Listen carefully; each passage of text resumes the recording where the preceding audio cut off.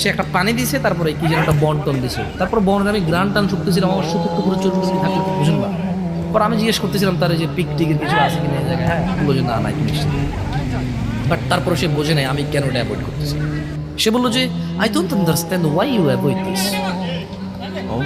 সে বলছে তুমি কেন এটা অ্যাভয়েড করতেছো বুঝতেছে না। পরে ওই যে যাদের কাছে যারা আমাদেরকে রিসিভ করছে ফ্যাক্টরি ভিজিটে, ওরা এর আগে যত বাংলাদেশিরা আসতো সবাইকে একটা স্পেসিফিক রেস্টুরেন্টে নিয়ে গেছে, খাওয়াইছে। আপনি কি জানেন ওখানে ওরা হালাল মানে কি বোঝে জানেন? মানে শুকর নাই তার মানে কি? শুকর নাই তার মানে কি?